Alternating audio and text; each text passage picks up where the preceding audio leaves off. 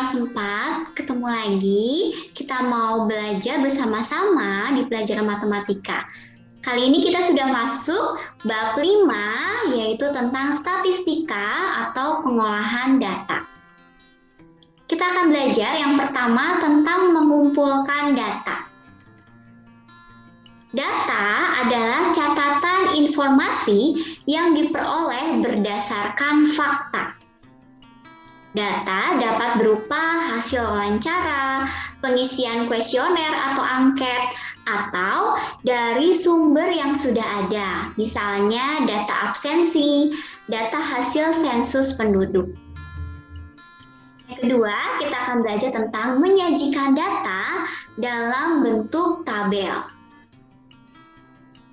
Data dapat disusun dan disajikan dalam bentuk tabel atau diagram.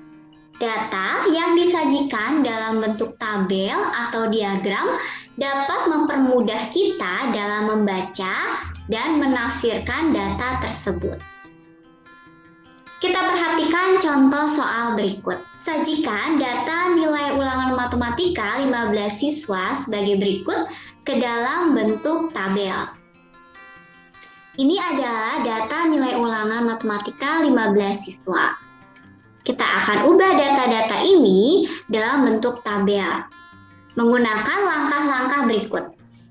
Langkah yang pertama, hitunglah banyak setiap nilai ulangan pada data tersebut. Mulailah dari nilai ulangan yang paling kecil. Setelah kita hitung, kita dapatkan ada nilai 6 yang merupakan nilai yang paling kecil. Ternyata nilai 6 didapatkan oleh 3 orang. Nilai 7 ada 6 orang. Nilai 8 ada 4 orang. Nilai 9 ada 2 orang. Setelah kita menghitung banyak setiap nilai ulangan pada data tersebut, langkah yang kedua adalah tuliskan data yang telah dikelompokkan tersebut ke dalam tabel. Tabelnya seperti ini. Pada kolom pertama yaitu tabel untuk nilai. Pada kolom yang kedua, tabel untuk banyaknya siswa. Nilai 6, banyaknya siswa ada 3 orang. Nilai 7, banyaknya siswa ada 6 orang. Nilai 8, banyaknya siswa yang mendapatkan nilai 8 ada 4 orang. Nilai 9, banyaknya siswa yang mendapatkan nilai 9 ada 2 orang. Bagian bawah adalah jumlahnya. Jumlah atau banyak siswa adalah 15 orang. Jadi ketika ada soal seperti ini yang meminta kita mengubah data-data menjadi bentuk tabel, harus mengikuti langkah-langkah seperti ini. Yang pertama, kita data dulu banyaknya setiap nilai, lalu setelah kita kelompokkan, kita pindahkan ke dalam tabel. Yang ketiga, kita akan belajar membaca dan menafsirkan data dalam bentuk tabel. Membaca data dalam bentuk tabel berarti menyebutkan informasi yang tertulis pada tabel tersebut. Sedangkan menafsirkan data dalam bentuk tabel berarti kita harus menemukan informasi lain yang tidak tertulis pada tabel. Misalnya, data paling banyak, paling sedikit, terendah, tertinggi, selisih, atau jumlah. Kita perhatikan contoh soal berikut. Pada soal ini diketahui tabel nilai ulangan matematika siswa kelas 4.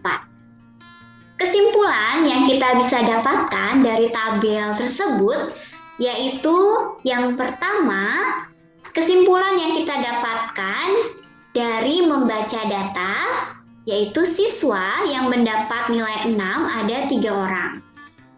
Siswa yang mendapat nilai 7 ada 6 orang. Siswa yang mendapat nilai 8 ada 4 orang. Siswa yang mendapatkan nilai 9 ada 2 orang. Jadi ketika kita membaca data, kita memperoleh informasi yang tertulis pada tabel tersebut. Yang kedua, kesimpulan yang kita dapatkan dari menafsirkan data. Contohnya, nilai terendah yang diperoleh siswa adalah 6. Di sini kita lihat nilai terendahnya adalah 6. Nilai tertinggi yang diperoleh siswa adalah 9.